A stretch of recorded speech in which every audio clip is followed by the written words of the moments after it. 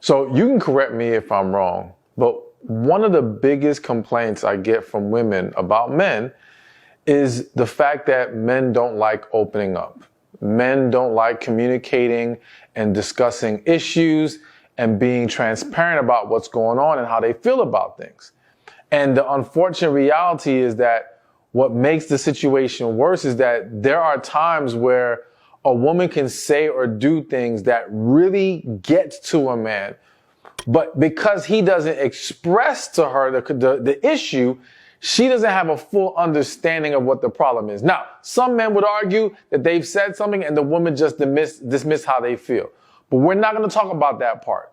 We want to focus on the fact that there are a lot of unspoken things that happen or unspoken issues that occur that really can start to destroy the man's confidence. Now, when you looked at the title of this video, I hope you didn't think I was going to tell you how to destroy his confidence on purpose, all right, out of some vengeful rage or anything like that. Because we don't do no unhealthy, we don't give unhealthy tips and tricks on this channel, okay? But I want you to be aware of what can really start to chip away at a man's self-esteem and start to cause problems that will show itself in other ways in the dating process, in a relationship, or even in a marriage. So one of the first things and biggest things that a woman can do that destroys a man's confidence is weaponizing his past. All right? So for a lot of men, number one, just opening up about their past is very difficult to do. They don't do that with everyone. And when they do that with you as a woman, it is a sign of, I trust you, all right? Or at the very least, he wants to believe he can trust you. And that's why he allowed this information to come out.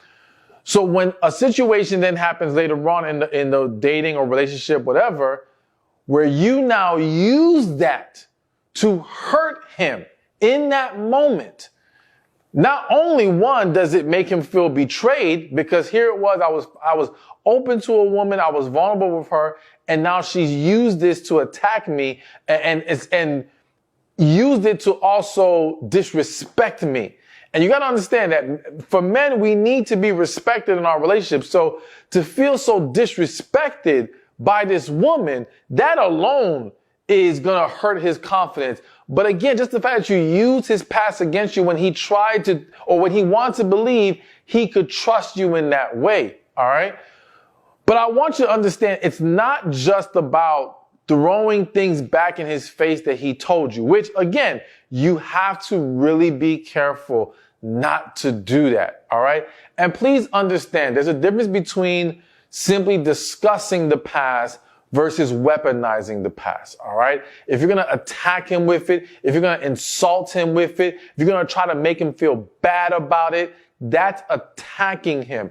Versus if you're inquiring, so hey, remember that thing you told me, and you're digging deeper because you want to learn more, that's okay, all right? That's okay. But the other part of weaponizing the past that is a common issue is where you'll have a couple, let's say you're in a relationship or you're married, and the man has made a mistake. He hurt you in some kind of way. Let's just say he got mad at you one day and cursed you out, and that really hurt your feelings, okay? So now you guys discuss it, and we're working towards being better and communicating better, right? And as he's making this effort, maybe because you feel like he hasn't been acting right for a long time. Let's just say, even though he just really cursed you out, there was a lot of other behavior and words that were said that you didn't appreciate. So in your mind, it's like, well, I'm waiting to see that he's really changed before I truly open back up to him. And in this waiting process, which that alone can be very frustrating, but when he tries to pull good out of you, you now remind him of what he did.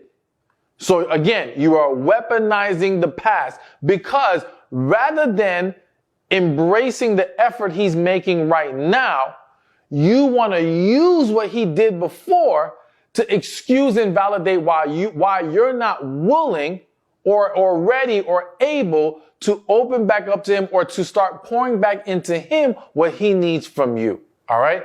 And the reason why this is such a confidence destroyer is because if I'm the man and I genuinely made a mistake and now I'm genuinely working to get back in your good graces, to make things better, right?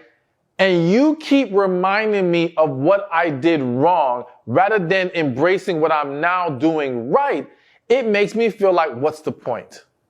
What am I even doing here? I feel like I can't win. And with the way men think is that if it's not working, what's the point of continuing trying to do this? All right. So a lot of men give up in the process of trying to change their behavior, not because they're unwilling to change, but they get to a point where they feel like this is getting me nowhere. All right. So you have to be mindful. I don't want to go, there's a lot more deeper I can go into this specific point. But what I want to stress to you is that, listen, when it comes to this situation of he made a mistake and we're working on better, you have to focus on not continuously holding the mistake over his head, not dwelling in it, not beating him over the head with it. Instead, focus on, okay, if he's genuinely making an effort, good. And my thing is this. Now, if you're going to say to me, well, he hasn't been making that effort. Okay, well, then we can get to a discussion about why are we still with the guy. Maybe if he's not willing to make any changes, not making any effort, then that's just a sign of then he's just not willing to be serious about making things better with you. So let's end the relationship. But if he is making that effort, you can't overlook that and ignore that because you're going to cause more problems and do more harm than good. All right. So now the second thing women do that can destroy a man's confidence is trying to make him into something he's not. So, I've said it before. There's this quote that says, men marry women hoping they won't change. Women marry men hoping they will change. All right. And what I want to differentiate first is there's a difference between trying to get the best out of him versus trying to make him something he's not. So let's say, for example, and this is just a small example, let's say he can be affectionate, but he's not as affectionate as you would like, or you would like him to do certain things. Let's say, for example, though he can be affectionate, he doesn't greet you when he sees you when you come home with a kiss, and you would love for him to do that. All right, that's not really making him someone he's not. You're trying to improve, you're trying to get him to improve in an area that he does show an ability to tap into, but maybe there is some things he needs to adjust, okay? Also, it could be the way that he speaks to you, all right? That it's helping them understand how to better communicate with you. I don't think that's trying to get him to be something that he's not. But let's just say, and I'm going to use this one because it's a very, very common one. Let's just say he has a job and to him, he likes his job. And for the sake of this example, let's say he's making $65,000 a year. To him, he is comfortable there. And let's just say at this job, he's a manager. All right. He's happy with his manager position. He's happy with his 65,000. He's good. But in your mind, it's like, but you're so talented. You could own your own business. You could be running your own thing, right? So now you're trying to push him to that level. Now, here's the thing. There may be some instances where that guy really just needed the push and he does have that in him. But many men are going to feel like you're trying to make me be something I'm not. I'm not trying to be someone's boss. I'm not trying to run my own company. I'm not trying to be some entrepreneur. I am happy where I am. And when you try to pull someone out of where they're happy, all right, to fit into a mold that you want to put them in, that creates a lot of tension, a lot of conflict, and a lot of insecurity because now the question starts to form in his head, am I not good enough as I am? Am I really what she wants? Or is she just with me for now, hoping for something better? You see what I'm saying? Because you are not accepting him as he is. And it's a great thing. I just did a recent video with Pastor Kingsley. It's not out yet, but he talked about that. He has a book where he gives from A to Z, like using the different letters of the alphabet to explain what women need, what men need. And for A, he said women need affection, men need acceptance. All right? Men want to be accepted rather than you trying to always turn them into something else. So it can create a lot of frustration. Now, here's the thing. There are men who, out of loving you, out of a genuine desire of being with you, will try to embrace your vision of where you want this to go or who you want them to be. But again, it's like you got to understand, if he is not truly, genuinely excited about this, if it doesn't really resonate with him, it's going to start to get bad. It's going to start to feel like a burden to him and an annoyance to you, because the burden will be him trying to fit into something that doesn't really work for him, and the annoyance from you because you're going to always feel like I have to be on top of him. I have to push him. I have to damn near in some situations do it for him. All right. And that right there, it just creates more battle. So there's already a drop in or a hit to the confidence in just the idea of wanting to change him. But then the battle that will incur from there between with this conflict at hand will add more to the insecurity, because trust and believe, chances are in those fights where there's this conflict, you may say some things that are even more hurtful. You may say some things that make him feel even more inadequate, okay? And it just goes downhill from there. So you just have to be mindful. And that's why it's so important to not necessarily date men for their potential. You have to date for their reality, who they are, what's their character. You have to find out what his vision is. And then ask yourself, am I cool with that? And can I enhance his vision? So not take his vision and give him my vision. It's going to be a problem. No. Can I pour into his vision and make it something bigger, better, stronger? That's the formula that's going to work. But making him something that he's not, big problem. All right. So now that brings me to number 3. The third thing women do to destroy a man's confidence is belittling him and emasculating him. Okay. So as we were just talking about, where when you're trying to make him something that he's not, chances are there's going to be points of conflict, and there's a very good chance that you're going to say things that aren't nice, okay? And this is where the belittling or the emasculating can occur. And so a lot of women have what I like to call chopped his nuts off, okay? I hope that verbiage isn't too much for some of y'all, but a lot of women chop the man's nuts off and it emasculates him. Okay. Now here's what I have observed with these couples when this happens. This is the extra messed up part. You chop his nuts off. At some point, he's going to try to reattach his nuts. All right. The thing is, men will choose the worst time to try to reattach them. So essentially what it is that you emasculated him. You are undermining his manhood. He has to now reassert himself in some kind of way to regain his manhood. So now he will overcompensate in certain moments, trying to show he's big, bad, tough man, trying to show I'm the leader, trying to show you're going to respect me, right? But all he does is now add more fuel to the fire, and it becomes a bigger conflict. And then you lose more respect for this man. And it's this very vicious cycle, all right? So as a woman, it's important. Now, let me say this before I continue with that statement.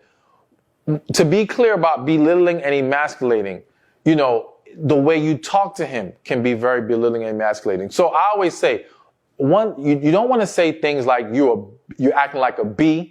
Okay. Using the B word for a man, not good.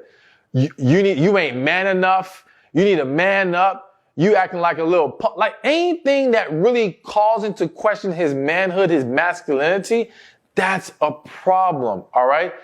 And if you say to me, but he is acting like a B, or he is, then listen, you have to learn either I am dealing with the wrong man, So rather than emasculate and belittle, let me exit myself out of this situation. Or how can I encourage him to be better without emasculating and belittling him and disrespecting him? All right. So, for example, rather than you acting like a little bee, focus more on, hey, I think I need you to be willing to handle this in this way. All right. So you're encouraging him on how to do it better rather than insulting the fact that he's not doing it the way you think he should be doing it right now. You know what I'm saying? So you got to be careful with your words. And for those of you, because I already hear some of y'all, we got to walk on eggshells with these men. They're so sensitive. Listen, nobody likes to be spoken to in disrespectful ways. You don't, and neither does he. Everyone has to be mindful of their words. Everyone has to consider their partner's feelings. If you don't want to do that, respectfully, stay single. That's it. And I'll say that to a man or a woman. If you don't want to have to worry about how someone else feels and how you have to communicate to them, then you should remain single and be happy and free on that path. But if you would like a relationship, then you have to learn to embrace these things. And if they feel difficult for you to navigate, then that means there might be some things within you that you need to resolve. And it also means that you haven't practiced it enough for it to become second nature to you. Because for me, it ain't nothing to be mindful of my words. It ain't nothing to consider how you feel. But I've had to practice that a lot, not just with regular life, but also in being a coach and all these different things. But you can do the same thing. You can practice with your family, with your friends. If you have kids, you can practice with the people around you, with even strangers when you run into them. Once you get comfortable and used to it, it won't be so hard anymore. So back to the main point, you got to be careful with belittling and emasculating. It's only a setup for more problems. And again, it does lead to that man starting to feel more insecure. And like I said earlier, there's a lot of men trying to act tough, but they are hurting on the inside. All right. And though we can make the argument, just as I told you, well, if you have to stoop to that level, maybe you need to exit the relationship. I will acknowledge that even from the man's side, if he's being treated this way, he should exit. But let's understand this reality. The unfortunate, or you can call it fortunate in some situations, reality is that many people don't immediately leave once they're ingrained and invested in a relationship. All right. So even when they're being mistreated, many are hoping for things to get better. So they're not going to be quick to walk away, or they're afraid to walk away. There could be various reasons. There could be unhealthy attachments. But bottom line is, it's not always that simple for the vast majority of people. That's why if we're going to be there though, and we're not going to walk away, then we need to look at what we implement to make this better. How do we improve this situation? And then if we've done all that we can do, then it's even easier now to just say, okay, I can leave in peace. Oh, and one more example before I move to the next point of how you can belittle and emasculate is when you're talking to him like he's a little kid. All right. Don't talk to him like he's stupid. Now, I know some of y'all are like, but he is stupid. So listen, I get that there's moments of frustration. I get there's this feeling of sometimes he just doesn't get it. And that's why you're speaking to him in this way. But I'm telling you, again, if you cannot find a way to communicate with this man in a healthy way, for whatever reason, you feel like he's slow, you feel like he just doesn't care, whatever the case may be, then I would rather you say, you know what, this isn't working. But when you start to engage in these negative behaviors, here's one of the big problems. You develop that habit of going to the negative way of approaching it with him. Trust and believe you're going to end up doing that with other people. It doesn't just stay there. And not just other people, but other relationships. It now becomes your default mechanism. Don't get comfortable doing that. You've got to learn that if there's an issue with communication, and maybe listen, rather than going to, he's just so stupid, maybe you're not learning how to effectively talk to him in a way that he can understand you and receive you. And I stress the word receive because, again, we are responsible for how we deliver our message. It's not what you say, it's how you say it. And if you don't learn how to deliver it to that specific individual, because different people receive differently, then you're gonna always have a hard time. So you've got to embrace, it's not just saying the words, it's how you communicate them to make sure you guys are getting on the same page, or to help you guys get on the same page. All right, so now let's before we get to the next one, which is a big one, so please keep watching. All right, here's your chance to get your questions answered for free. I want you to go to www.askstephanspeaks.com. You can click the link in the description or in the comments section. You'll have an opportunity to submit your question, and you'll have a chance to join my next live coaching call where you can get your question answered, your personal questions answered for free. So again, askstephanspeaks.com. Take advantage of this. So I said there's a big one. And here's another way that a woman can destroy, I'm going to stress the word destroy a man's confidence. And that is not showing him any sexual desire. All right. Now, let's start with the dating phase. I know that some of you are already thinking, but wait a minute, we're not supposed to be having sex. We're supposed to be waiting. Or Stephan, you're supposed to be encouraging us to wait, right? Even if you are, number one, I always say, I'm not telling y'all, when I talk about sex things, it's not saying go have it. It's acknowledging the fact that some of you are having it, some of you will have it before you get married, before you get in a relationship. So we still have to discuss the dynamic of it. But even if you are waiting, okay, a man needs to feel like you are attracted to him and you do desire him. That doesn't mean you have to throw yourself at him. It doesn't mean you have to push him to the brink of sexual desire.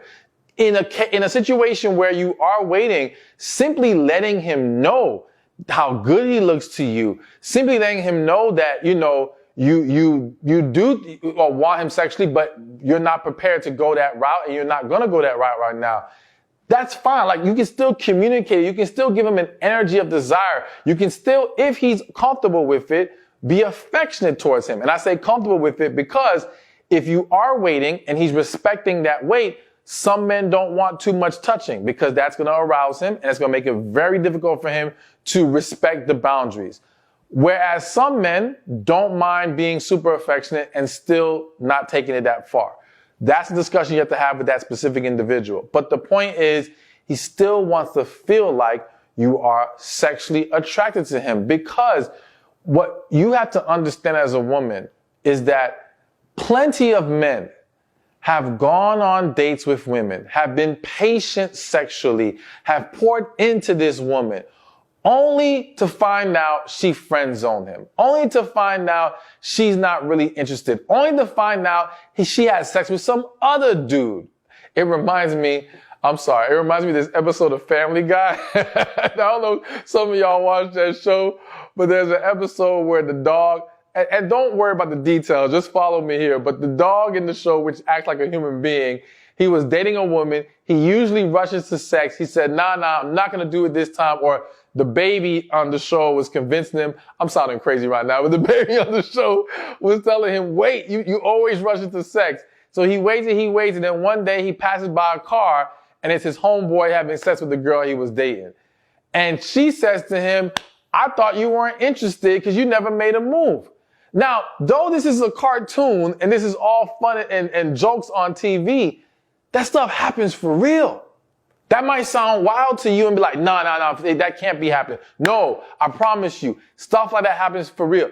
It may not always be a homeboy that he knows, but yes, there's been plenty of situations like that. And this is why some men become a little bit more anxious about trying to push things along sexually, because they're looking for the confirmation, the validation that you are actually into me. But now let's move along to you're in a relationship or you're married. You know, one of the most common love languages for men is physical touch. And men feel love through intimacy, all right? And they like to express their love through intimacy as well. So when you're not showing sexual desire, it not only messes with him because his desires not being met, his needs aren't being met, but it makes him feel less loved. It makes him feel less wanted. It starts to make him question like, yo, is there something wrong with me? Now, yes, there's a natural defense mechanism by a lot of men to then say, no, it ain't me. It's something wrong with her. But it's hard not at some point in time in that process to not question yourself when your partner's not showing you that love, especially when it's like, yo, she used to show it, but now she doesn't. What changed?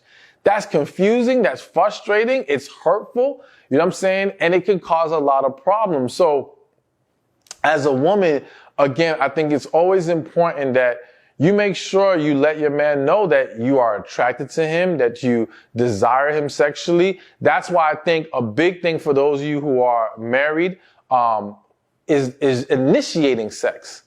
You know what I'm saying? Like, just don't wait for him to want it. Show him you want it. And even for some of y'all who might be saying, but I don't really want it that bad, right? Just sometimes you notice what he, like, again, there are things that you want from him that he doesn't really care for, but you want him to embrace it because it's important to you. Well, you may not always care for giving him some sex or giving him a quickie or whatever the case may be. But if you know it's important to him, you should embrace that. And you should find ways to motivate yourself to make it happen every now and then. And when that man feels desired, because I feel the need to say, this is one of those hit in my spirit moments. There's a lot of women who will say to me, but I am having sex with my man. I am having sex with my husband, and it feels like it's not good enough. And what they're overlooking and missing is that, yes, you are, no pun intended, sucking it up and taking one for the team when he wants to lay down with you, but you don't make him feel desired at all right? So the sex feels very flat, and it feels more, it's obligatory, but it's not truly like, we're into each other. You want it right now. Men want to feel like you're into it and you want it and you want them. You know what I'm saying? And when you do that, it makes them feel good and it feeds their confidence rather than destroys it. So that's the piece that might be missing in a lot of situations, or it is missing in a lot of situations, is he doesn't feel desired by you. But yeah, you're just doing it just to do it. So we got to add some desire in there if we want to really make things work. All right, so I got to add another. My videographer just be throwing points at me sometimes that reminds me. So he made a great point. He said, this is why, and hear me out before you get triggered in any kind of way for those of y'all who might get triggered by this. But he made the point that this is why some men gravitate to the strip clubs, all right? Because the stripper is making them feel desired. Now, here's what's crazy about the strip club. The man can go in there knowing very well this is her profession, okay? Knowing very well she's just running game on me. But it feels good. Even though you know this is what she does, it feels good. But here's the thing. If the stripper is good at what she does, like, she can really make him fall into a place of thinking, maybe she really does want me. Maybe she is attracted to me. And that draws him in even more. Now, I'm not saying be a stripper. I'm saying learn how to talk to him like a stripper. No. I'm saying learn how to make a man feel good. Learn how to stroke that. I hate saying stroke that ego because there's such a negative connotation on stroke his ego. And the reality is that everyone, men and women, likes a little ego stroking. Let's just focus on the words, make him feel wanted and desired. That's all. That's all. Let's keep going. All right, so now here's another very important one. And I feel the need to say this probably isn't as common of an issue, at least from what I've seen, but it is and can be an issue. And another thing women do that can destroy a man's confidence is lacking boundaries with other men. Okay? So, you know, one thing about men, and again, it's never all, okay? Never all. Nothing I say is never meant to be all. But a lot of men, arguably most men, can tend to be territorial about the woman they're into. And I would argue some men are even territorial even when they're not really into you, all right? That's just how they are with any woman they deal with. Any woman that they take interest in, they become very territorial. And so when they have a woman who then doesn't seem to respect the boyfriend, or not the boyfriend, well, boyfriend or the husband dynamic, that you are his woman, this is the way he's looking at it, right? It makes him feel like you're not respecting him. Now, here's a perfect example. I just saw a TikTok. I don't know how true this is, but they said this man broke up with this girl, his girlfriend, because she got a lap dance from Chris Brown at a concert. Okay? He paid for her to go to the concert. I think he got her front row tickets. All right? She randomly gets pulled up to the stage. Chris Brown does his thing, dances all over her. She gets home. He tells her, we're done. Because to him, it's like, yo, you didn't have no boundaries here. You disrespected me. You disrespected our relationship. Like, you are in a relationship. You don't need to be on stage having some man grind on you. Now, listen, different men have different boundaries, okay? Some men might hear that and be like, yo, that's not that big of a deal. It's Chris Brown. It's a concert. I'm not worried about it. The same way, there are some women who might hear the strip club example and they don't care if their man goes to a strip club as long as they're coming home. Different people have different boundaries. But whatever those boundaries are, you need to learn them, number one. All right. So I think it's very important that when you get into a relationship or when you're dating a guy, you ask him in his perception, what does he deem inappropriate? One, I think that's such a great thing to do in the sense that it shows that you care about what is important to him or what his boundaries are. All right. And two, of course, it helps eliminate any confusion because you might think something is not a big deal. He might think it is.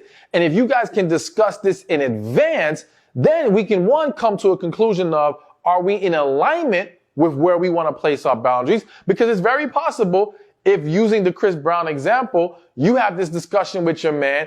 He's like, yo, if that was me, I would break up with you too. And to you, it's like, nah, it shouldn't be a big deal. Well, then we might need to accept that just means we see things differently and maybe we should not continue with this relationship. Because what else are we not going to agree on as far as what should be boundaries and what shouldn't, right? Or we might realize, oh no, or whether we were on the same page initially, we can respect where each of us are drawing those lines and say, okay, I can work with that. That's cool. Now we can move forward and we don't have these problems.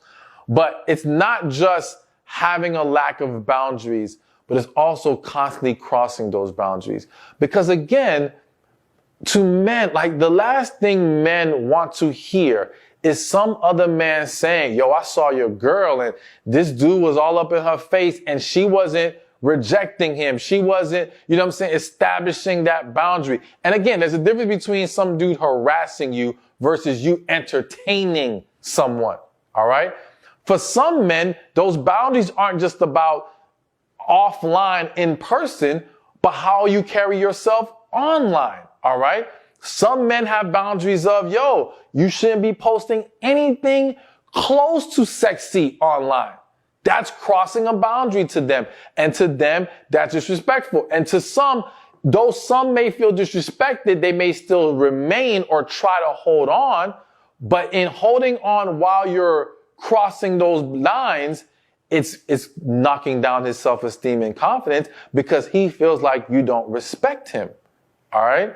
And it makes him question like, dang, like, how can I trust she's not going to leave me? Because understand, when I say confidence, it's not just confidence in self that you're messing with in the list of things I mentioned in this video. It's also confidence in his ability to be with you and trust to be with you in a relationship. You know what I'm saying? And that starts to erode when you do all these things I mentioned. So all that to say, there has to be a discussion as early as possible as what are respectable boundaries. I remember even one time I was getting to know someone and I asked her, I said, yo, I think it's a great thing to pull out random scenarios and talk to each other about like, okay, how would you handle this? How do you proceed this? So I asked her, I said, listen, if we go to a club by ourselves, so let's just say you go to the club with your girls, it's your girl's birthday. I'm at the club with my boy's birthday, and someone wants to dance with us. Is that inappropriate or is it okay? Having that discussion of, okay, what's acceptable and what isn't. And I'm not going to tell you what our answers were, but we were on the same page, so it was cool. You know what I'm saying? But that's a whole different story. But the point is, yes, have those talks. All right. So I actually originally had 2 more, but I don't want to keep this video going. So as always, whenever I have extra points to make, I'll create a separate video for that. But what I want to say to you is, again, it's important. Communication is key. And the more we can communicate and discuss these things up front, the better off we can be. And we have to understand that we have a responsibility in how we pour into each other through communication, through our behaviors, through the energy that we bring to a relationship if we want to establish and experience something special. And when we're doing when we're doing our part and that person cannot get on the same page or meet us there, then that's just more evidence we need to let them go and move on to something bigger and better.